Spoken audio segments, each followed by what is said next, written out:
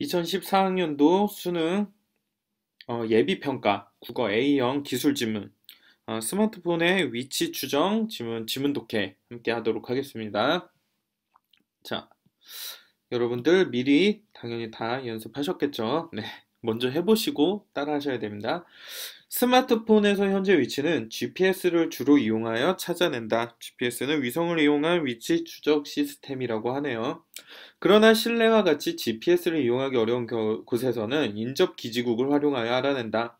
어떤 기지국에서 스마트폰의 신호가 수신되면 그 스마트폰은 기지국을 중심으로 하고 수신 가는 거리를 반지름으로 하는 원형 지역 내에 있다고 볼 수 있다. 자, 이 영역을 위치 추정 범위라 한다. 자, 여기서 중요한 거 밑에 보면요, 여러분들 그림 보이시죠? 네, 이 그림이요. 자, 이 그림 함께 보면서 보셔야 됩니다. 아시겠죠?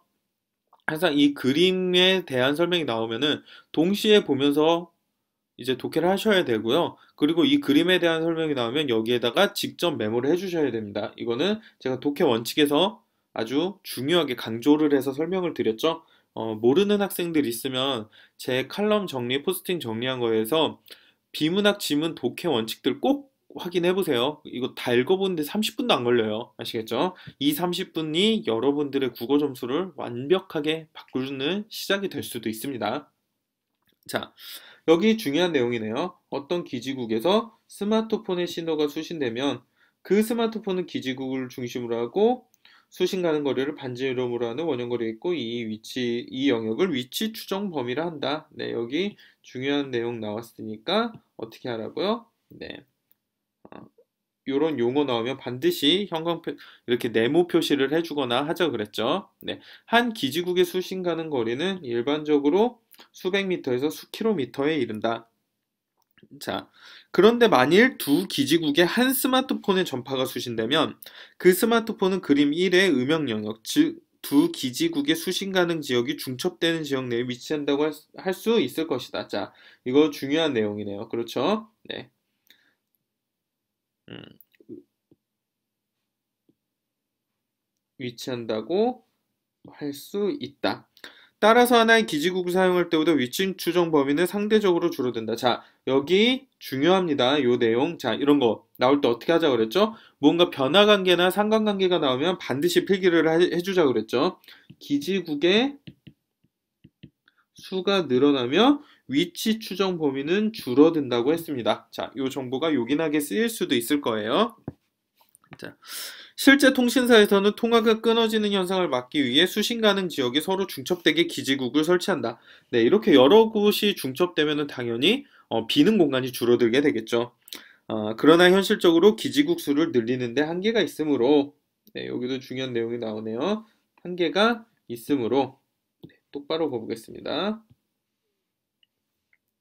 기지국의 배치 형태에 따라 중첩 영역이 달라지므로 이 방법으로는 위치 추정 범위를 일정 수준 이하로 줄이기는 어렵다는 것입니다. 네, 이런 한계가 또 있네요. 자, 이어서 다음 지문 내용 보겠습니다.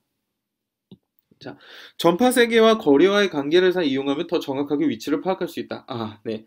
지금까지는 위에 기지국의 중첩 영역만 이야기를 했는데 새로운 개념이 나왔죠. 전파 세기와 거리의 관계를 이용하면 더 정확하게 위치를 파악할 수 있다고 합니다.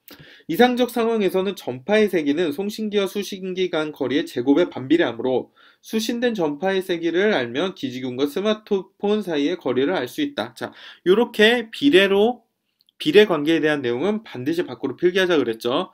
자, 이거 모르는 학생들 독해 원칙 반드시 읽어보세요. 아시겠죠? 네. 일반적으로 전파 세기와 세기는 거리의 제곱에 반비례한다고 합니다. 그러나 대기의 습도 등 전파가 전달되는 환경의 변화에 따라 기지국에 수신되는 전파의 세기가 일정하지 않기 때문에 단순히 전파의 세기만으로는 정확한 거리를 추정하기가 어렵다고 합니다. 자, 전파 전달 환경이 같다면 특정 시간에 두 기지국에 수신된 전파 세기가 거리에 따라 변화하는 비율은 동일하다. 자, 여기서도 중요한 개념을 설명을 해주고 있습니다. 전파 전달 환경이 같다면 특정 시간에 수신된 전파 세기가 거리에 따라 변화하는 비율이 동일하다고 합니다. 그러므로 그 비율로부터 스마트폰과 각 기지국 간 거리의 비율을 알아낼 수 있다. 이 방법은 전파 수신 여부만을 이용할 때보다 위치 추정 범위를 더욱 줄일 수 있다고 합니다. 예를 들어 두 기지국에 수신된 전파의 세기가 동일하다면 그림 2와 같이 스마트폰은 수신 가능 지역이 겹치는 영역 내에서 두 기지국으로부터 거리가 같은 지점에 위치한다. 이 지점들을 연결한 선이 스마트폰의 위치 추정 범위가 된다라는 것이죠. 여기서 또 중요한 내용이 나왔네요. 자, 스마트폰은 수신 가능 지역이 겹치는 영역 내에서 두 기지국으로부터 거리가 같은 지점에 위치한다는 것입니다. 그리고 이 위치 추정 범위, 요 선 위치 추정 범위가 뭐라고 되어 있죠? 거리가 같은 지점입니다.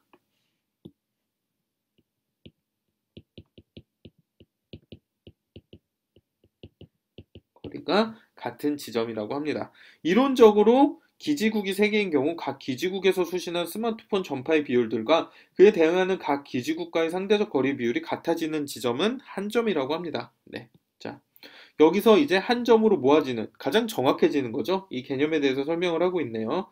어떨 때 기지국이 3개일 경우, 자, 기지국이 3개일 경우 스마트폰의 전파의 비율들과 그에 대응하는 각 지역 상대적 거리의 비율이 같아지는 점은 한 점이다. 이 점이 스마트폰의 정확한 위치이다. 그러나 실제로는 기지국과 주변 건물의 배치 요인 때문에 수십 미터 정도의 오차가 나타난다고 합니다. 자, 이렇게 우리가 지문의 독해를 마쳤습니다. 이제 밑줄 친 부분들을 쭉 이어서 글의 핵심을 파악해 보도록 할게요. 어떤 기지국에서 스마트폰의 신호가 수신되면 스마트폰은 기지국을 중심으로 하고 수신 가능 거리를 반지름으로 하는 원형 내에 있다고 볼 수 있는데 이것을 추정 범위라 한다는 것이죠.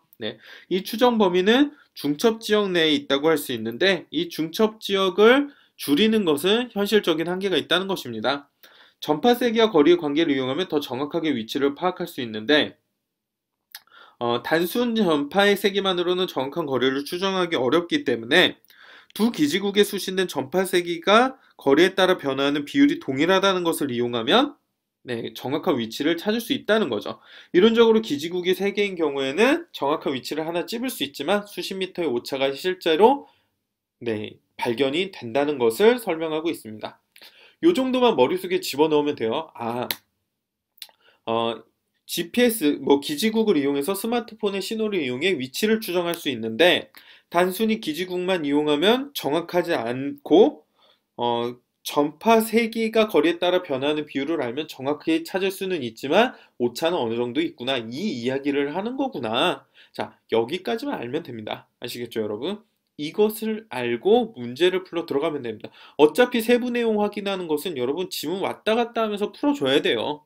하지만 우리가 밑줄 치고 파악한 내용이 여러분들이 왔다 갔다 하는 시간을 획기적으로 줄이고 답을 빠르고 정확히 찾는데 굉장히 큰 도움을 줄 것입니다. 아시겠죠? 그러니까 믿고 개요의 역추적은 반드시 진리처럼 빠뜨리지 말고 하셔야 됩니다. 자, 지문 독해 여기서 정리하도록 하겠습니다. 감사합니다.